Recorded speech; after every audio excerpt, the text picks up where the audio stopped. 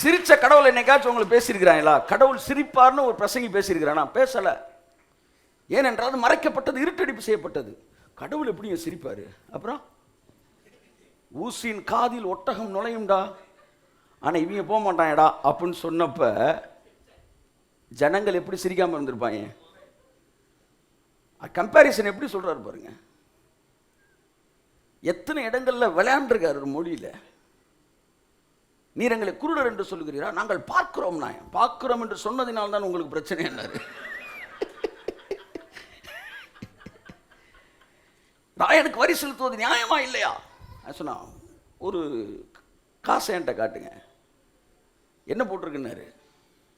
ராயனோட படம் போட்டிருக்கு. அப்போ ராயன்கிட்ட கொடுத்துரு, ராயனுக்குரிய ராயனுக்கு கொடுத்துரு, தேவனுக்குரிய தேவனுக்கு கொடுத்துரு. கலைஞர்லாம் படிக்கணும் அவர்கிட்ட. நான் ஸோ தேவனுக்கு அந்த உணர்வுலாம் இருக்கு. பைபிள் சொல்லு, பரலோகத்தில் வீற்றிருக்கிறவர் நகைப்பாரா. நகைப்பார் இருக்கு, ஆகடியம் பண்ணுவார்னு இருக்கு. ஆகடியம்னா கேலி பண்றது. டே பாரா, இப்படிலாம் பேசுவாராம்.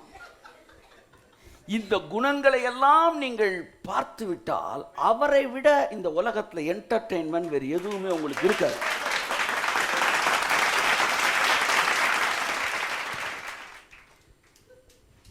ஆமாம், நான் நினைக்கிறேன் திடீர்னு எங்கள் ஸ்கூல் பக்கம் அந்த ஒரு சர்ச் இருக்குது, திடீர்னு மெழுகுவர்த்தியாக எரியும்.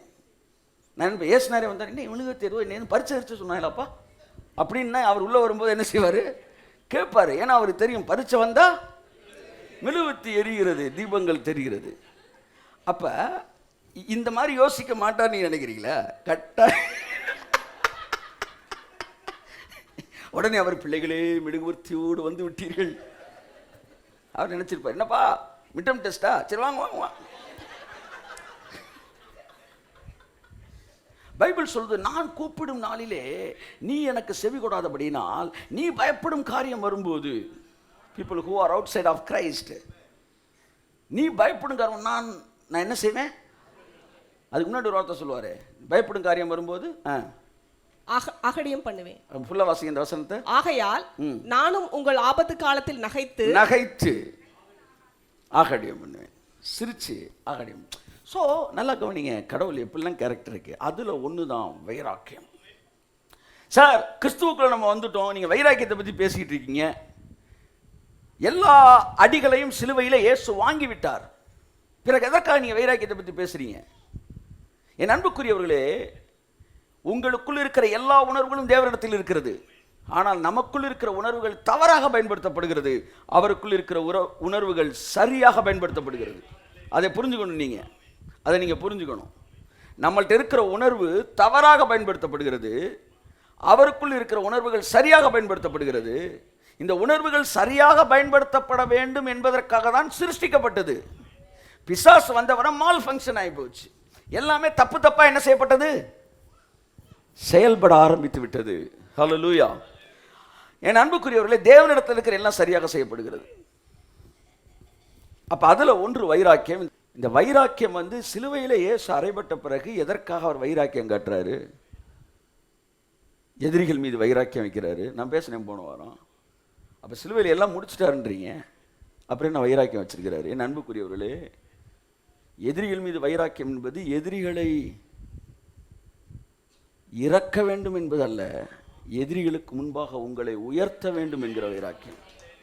தேவன் நல்லவராக இருக்கிறாரு, அவனை அழிக்கணும்னா தான் சிலுவை அங்கே என்ன ஆயிடுது? டம்மி ஆயிடுது. ஆனால் சிலுவை சொல்லுது அவனை அடிக்க கூடாதுன்னு. ஏன்னா எல்லார் பாவத்தையும் சுமந்து தீர்த்திருக்கிறாரு. இப்போ தேவனுடைய வைராக்கியம் என்ன செய்யுது? அவனை ஒரு 20% கீழே இறக்க வேண்டாம், ஆனால் அவனுக்கு முன்னாடி என் பிள்ளைய 20% மேலே நான் உயர்த்துறேன். பழைய ஏற்பாட்டில் தேவனுடைய வைராக்கியம் இடித்ததான். புதிய ஏற்பாட்டில் பைபிள் சொல்லுது, அது பாருங்க, அவர் இடிப்பதற்கான வைராக்கியம் உடையவர் அல்ல, இடிஞ்சு போனதை எடுத்து கட்டுறதுல வைராக்கியம் கட்டுறார். அவரோட வைராக்கியம் ஒரு பாசிட்டிவ் சென்ஸில் வேலை பார்க்குது. நான் இந்த பேசிக்கிட்டு இருக்க இந்த வைராக்கியம்ன்றது பாசிட்டிவ் ஒரு மேனரில் தான் பேசிக்கிட்டு இருக்கிறேன். தேவன் என் மேலே வைராக்கியமாக இருக்கார். என்ன வைராக்கியம்னா, எப்படினாலும் என்னை எழுத்து கட்டுறதுக்கு அவர் வைராக்கியமாக இருக்கிறார். என் மேலே ஒரு வைராக்கியமாக இருக்கிறார், உங்கள் மேலே வைராக்கியமாக இருக்கிறார். இடிந்து போன விழுந்து போன தாவீதின் கூடாரத்தை மறுபடியும் எடுத்து கட்டுவேன், என்னுடைய வைராக்கியம் அதை செய்யும். அப்ப வைராக்கியம் எல்லாம் சிலுவைக்கு பின்பாக பாசிட்டிவான வேலையை செய்யுது. இன்றைக்கு நம்ம அதை பார்க்க போறோம். தொடர்ந்து 3வது வாரமாக இந்த தேவனுடைய வைராக்கியம் இயேசு என்கிற தலைப்பிலே நான் பேச விரும்புகிறேன். ஆமென் சொல்லுவோம். பிதாவுக்கு ஒரு வைராக்கியம் இருந்துச்சான். அந்த வைராக்கியம் தான் யாரு? இயேசு என்கிற தலைப்பிலே நான் இன்றைக்கு பேச விரும்புகிறேன். வாசிப்போம்.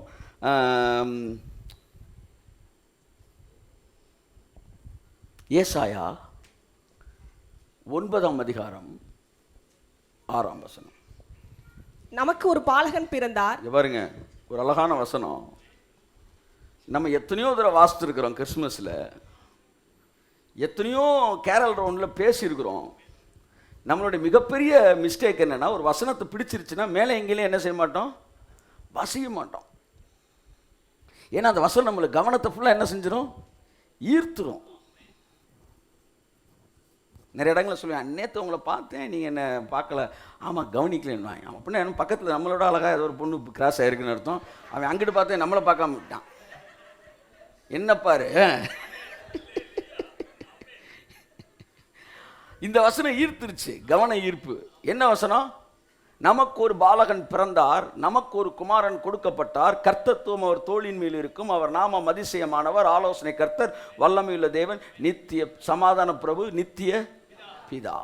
சொல்லிட்டு கீழே சொல்றாரு, கர்த்தருடைய வைராக்கியம் அதை செய்யும்ன்றார். கைத்தட்டுங்க ஒரு அவருக்கு.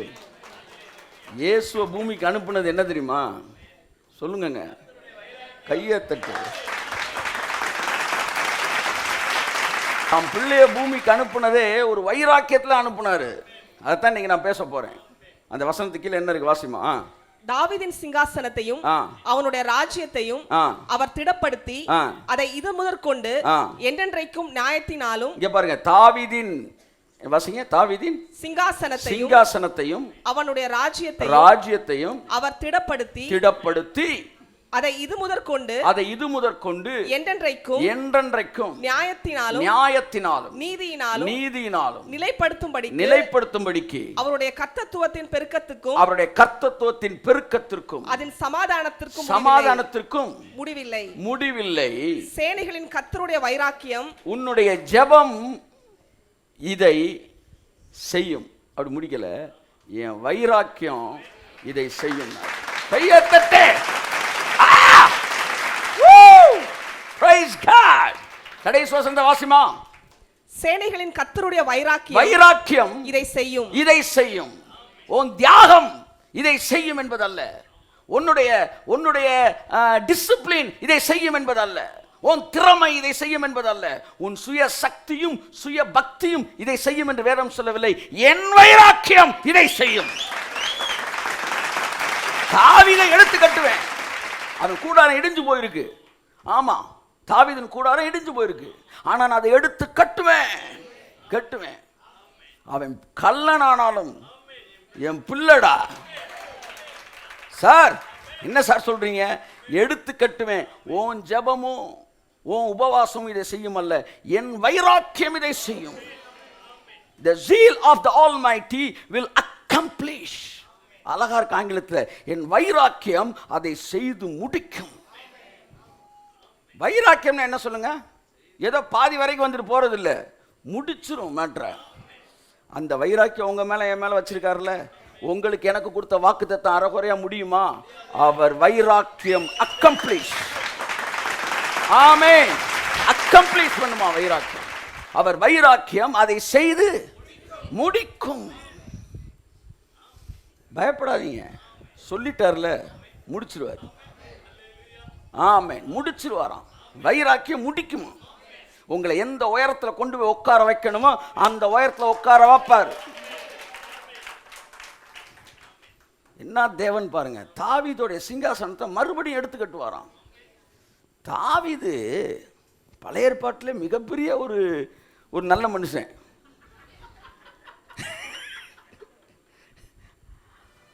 அவன் செஞ்சதையெல்லாம் ஓப்பனா பிரிண்ட் அடிச்சு வெளியே அனுப்பிச்சிட்டார் கர்த்தர். அவன் சொல்லியிருக்கான், ரொம்ப கேவலப்படுத்திட்டீங்க, மாடியில் இன்னும் குளிக்கிற பார்த்தலாமா நீங்க வந்து வைக்கணும். தேவன் சொன்னார், விட்றா, அது பாட்டுக்கு போகட்டும். இல்லை இருந்தாலும் நீங்கள் இப்படி பண்ணக்கூடாது. அது எப்படி போனாலும் ஒன்றை நான் எங்கே வைக்கணும்னு நினைக்கிறேனோ, ஓட்டு உனக்கு தாண்டா விழுகும். அதாங்க ஆச்சரியம். அவனை வில்லனா காட்டிட்டு கடைசியில் அவன் தான் ஹீரோன்ட்டார். இந்த இந்த இயேசு நீங்கள் பார்த்துட்டீங்கன்னா பொய் சொல்ல மாட்டீங்க. நீங்கள் தைரியமாக உண்மை பேசுவீங்க. ஆமாம், ஏன்னா நான் என்ன பேசினாலும் உனக்கு ஓட்டு எங்கே போட வைக்கணும் இருதயத்தில் வேலை பார்க்க போகிறது. Kaiyathattu.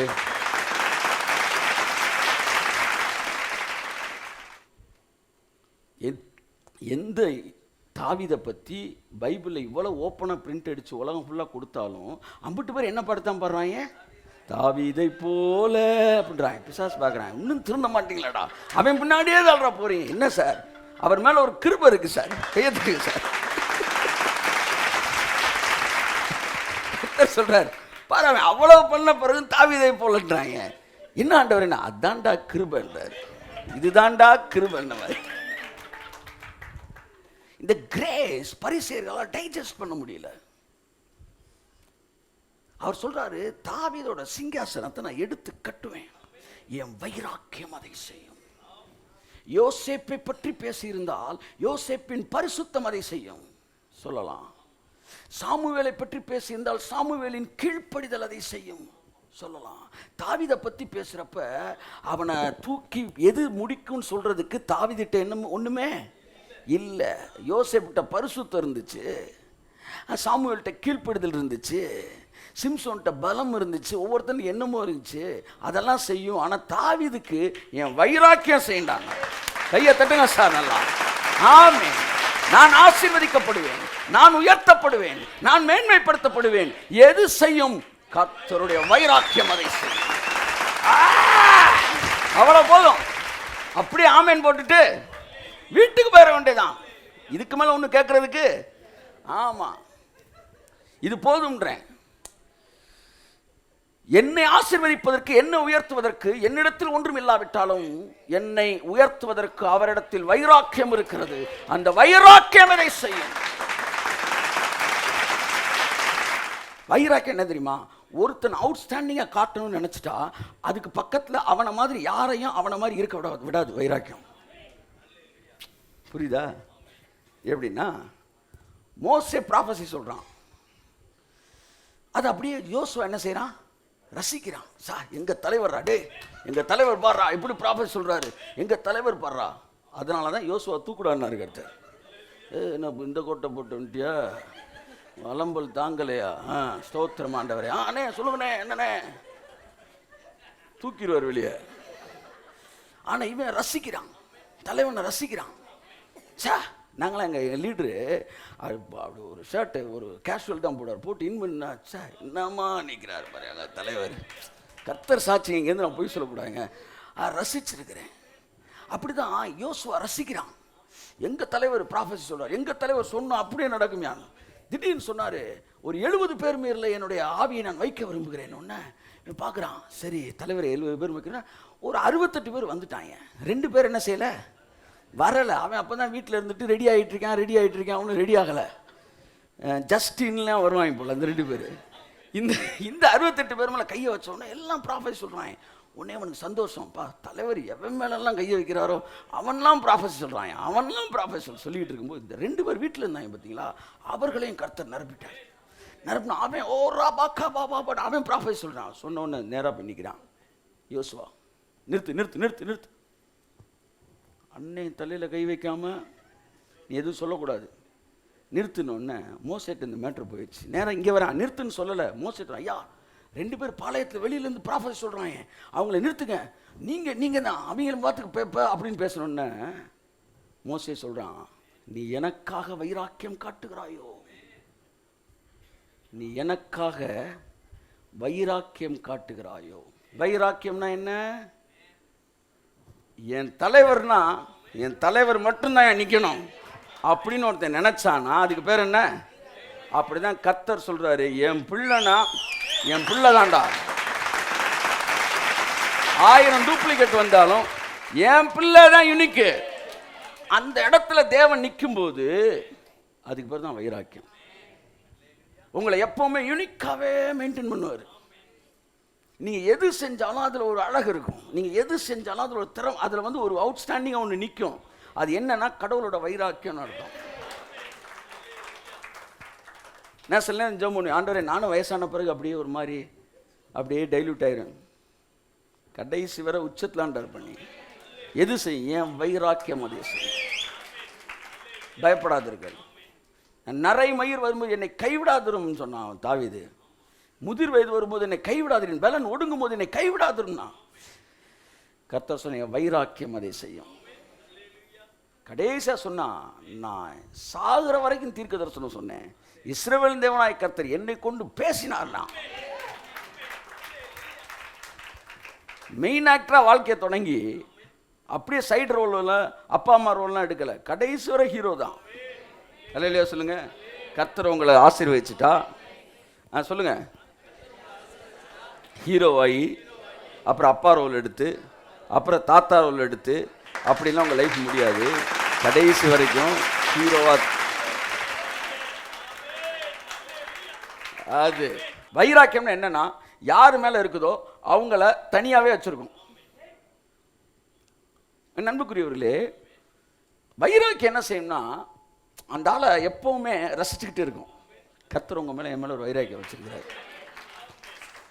You will be a unique person, evergreen person forever. எப்பவுமே நீங்க அவருக்கு நீங்க தான். இல்லையா சொல்லுங்க. காலங்கள் மாறும், காட்சிகள் மாறும், ஆனால் தேவன் உங்கள் பேர் வைத்திருக்கிற அன்பும் திட்டங்களும் மாறவே மாறாது. ஹல்லேலூயா. அதான் பிரதர் டிஜிஎஸ் தினகரனுடைய மெசேஜஸ் நான் கேட்டிருக்கிறேன். அவர் எங்கேருந்து எந்த காலத்தில் தொடங்கியிருக்காருன்னா, எம்ஜிஆர் சிவாஜி காலத்தில் ஊழியம் தொடங்கிட்டார். எம்ஜிஆர் சிவாஜி காலத்தில் ஊழியத்தை தொடங்கி ரஜினி கமல் காலத்தில் ஊழியத்துக்கு ஹைக்குக்கு போய் அடுத்து விஜய் அஜித் வரைக்கும் வந்துட்டார். சமீபத்தில் இறந்தார். ஆனால் செக்குலர் வேர்ல்டில் 3 ஜெனரேஷன் அவுட் ஆயிடுச்சு. ஆனால் ஸ்பிரிச்சுவல் வேர்ல்டில் இந்த ஒரே ஆள் அடித்து நின்றுக்கிட்டே இருக்கிறார். நான் கம்பேர் பண்ணுறேன். ஏன்னா அங்கே இருக்கிற அவன் அவுட் ஆனா, அடுத்து இவங்க அவுட் ஆனாங்க, எல்லாம் டம்மி ஆகிட்டாங்க, ஃப்ளாஷ் இது அவுட் ஆஃப் ஃபோக்கஸ் ஆகிட்டாங்க. ஆனால் இவர் ஒவ்வொரு ஜெனரேஷன் தாண்ட பவரு கூடுது. நான் சொன்னார், உன் வருஷங்களுக்கு தக்கதாய் உன் பலனும் இருக்கும். அப்படின்னு அர்த்தம் என்ன தெரியுமா? 30 வயசு இருக்கிறவனுக்கு 30 வருஷம் பலமாக இருப்பார் சார். 50 வயசுனா குறைஞ்சிடும் சார் நீங்கள் சொல்கிறீங்களே. ஆனால் அவர் என்ன சொல்கிறாரு, 30க்கு 30% பலன் இருந்தா 50க்கு 50% பலன் இருக்கும். வைரம் பாஞ்ச கட்டையாது அப்படி சொல்லுங்க வயசானாலாம். ஆமென். கர்த்தருடைய வைராக்கியம் அதை செய்யும். இன்றைக்கு உங்கள் மத்தியில் நான் சொல்லுகிற விஷயம் என்றால், இயேசு கிறிஸ்து தேவனுடைய வைராக்கியம். அந்த வசனத்தை வாசிப்போம். தாவீதின் சிங்காசனத்தையும் அவனுடைய ராஜ்யத்தையும் அவர் திடப்படுத்தி அதை இது முதற்கொண்டு என்றென்றைக்கும் நியாயத்தினாலும் நீதினாலும் நிலைப்படுத்தும்படிக்கு அவருடைய கர்த்தத்துவத்தின் பெருக்கத்துக்கும் அதன் சமாதானத்துக்கும் முடிவில்லை. சேனைகளின் கர்த்தருடைய வைராக்கியம் இதை செய்யும். வைராக்கியம் இதை செய்யும். எதை செய்யுமா? அந்த 6ஆம் வசனத்தை வாசிங்க. நமக்கு ஒரு பாலகன் பிறந்தார். ஆமென். நமக்கு ஒரு குமாரன் கொடுக்கப்பட்டார். ஆமென். கர்த்தத்துவம் இங்க பாருங்க, நமக்கு ஒரு பாலகன் பிறந்தார், உனக்காக ஒரு குமாரன் கொடுக்கப்பட்டார். அதுக்கு கீழே சொல்றாரு, என் வைராக்கியம் இவரை வச்சு இதையெல்லாம் செய்யும். அப்ப இயேசு கிறிஸ்து பிதாவின் வைராக்கியம். நீங்கள் பிதாவின் வைராக்கியத்தை பார்க்க வேண்டும் என்று விரும்பினால் இயேசு கிறிஸ்துவை பாருங்கள். அவர்தான் பிதாவின் வைராக்கியம். பிதாவுக்கு ஒரு ஆசை இருந்துச்சு, என்னன்னா அத்தனை பேர் வியாதியை சுகமாக்கணும். இயேசு அனுப்பி அவரை தொட்ட யாவரையும் சுகப்படுத்தினார். பிதாவின் வைராக்கியம். இயேசுதான் பிதாவோட வைராக்கியம் என்பதை குறித்து உங்கள் மத்தியில் நான் பேசுகிறேன். 3ஆம் அதிகாரம், ஆதியாகமம் 3ஆம் அதிகாரத்திலே மனுக்குலம் வீழ்ச்சிக்குள் கடந்து செல்கிறது. பிசாசு ஒரு மிகப்பெரிய சதியை தீட்டி, ஒரு திட்டத்தை தீட்டி, அந்த சதி திட்டத்தின் கீழே மனுக்குலம் முழுவதையும் வீழ்ச்சிக்குள். ஆதாம் ஒருத்தனை ஏமாத்தி, என்ன சொல்லுங்க, ஆதாம் ஒருத்தனை ஏமாத்தினா என்ன? பொய் சொல்லி. நீங்கள் 50,000 கொடுங்க, உங்களுக்கு 10 லட்ச ரூபா தரேன் அப்படின்னு பொய் சொல்லுவது போல, பொய் சொல்லி உண்மை சொல்லி ஏமாத்தியிருந்தா விட்டுருப்பாரு. பொய் சொல்லி அவனை ஏமாற்றி அவனிடத்திலிருந்து ஆளுகையை பறித்து ஆதாம் ஒருவனை பாவத்திற்குள்ளாக்கினதனால் ஒட்டுமொத்த மனுக்குலத்தையும் பாவத்துக்குள்ளாக்கிட்டான். இதுக்கு பேர் தான் மிகப்பெரிய சதி. ஆதாமை தாண்டி காயினம் பாவத்துக்குள்ளாக்கி இருந்தா கூட, ஆதாம் இன்னொரு பிள்ளை பெற்றிருந்தான்னு வச்சுக்கோங்களேன், அந்த சந்ததியெல்லாம் பாவம் இல்லாத சந்ததியாக இருக்கும். அவன் தெளிவாக சரியான நேரத்தில் வந்துட்டான். ஆதாமை விட்டுட்டோம்னா குழந்தை பிறந்துருச்சுன்னா முடிஞ்சிச்சு, அது பாவம் இல்லாத சந்ததியாயிரும். அப்புறம் அவங்களுக்கு வேற ஃபோர்ஸ் நம்ம கொடுக்கணும். அதனால சரியான நேரம், சரியான நேரத்தில் உள்ள என்றாயி ஆதாம பாவத்துக்குள்ளாக்கணும். ஒட்டுமொத்த மனுக்குலத்தையும் பாவத்துக்குள்ளாக்கின போது கர்த்தர் பார்க்குறாரு, பொய் சொல்லி என் பிள்ளையை ஏமாத்திட்ட, இதை சாப்பிட்டா நீ சாக மாட்டடா. எவ்வளவு பெரிய பொய்! ஆனால் சாப்பிட்டா நீ சாவன்னாரு. அவன் சொன்ன சாக மாட்ட. இது ஒரு நேர்மையான ஒரு போட்டியிலே பிசாசு ஜெயித்ததல்ல. ஒரு ஃப்ராடுத்தனம் பண்ணி, ஒரு ஏமாற்றி, வஞ்சகித்து ஆதாம்கிட்ட இருந்து வாங்கிட்டான். அப்பதான் கர்த்தருக்குள்ள அந்த வைராக்கியம் எந்திரிக்குது.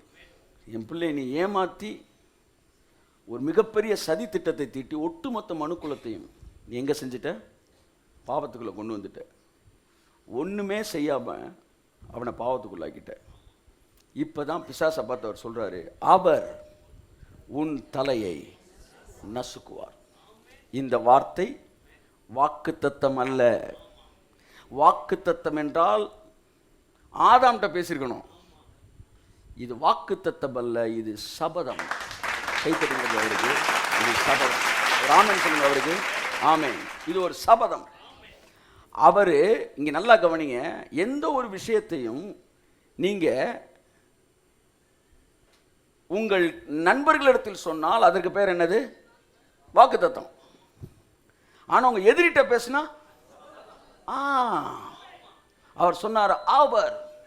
அப்ப ஆசீர்வாதம் என்ன, வாக்குத்தத்தம் என்ன? சகலத்தை ஆண்டு கொள்ளுங்கள் பிள்ளைகிட்ட சொன்னார், அது வாக்குத்தத்தம். இவனை பார்த்து பேசினது என்னன்னா, உன் தலையை அவர் நசுக்குவார். நான் நசுக்க மாட்டேன்டா, அவர் வருவார். என் வைராக்கியம் அதை செய்யும். அங்கே தேவன் பிசாசுக்கு எதிராய் வைராக்கியம் கொண்டார். உன் தலையை நான் என்ன செய்வேன்?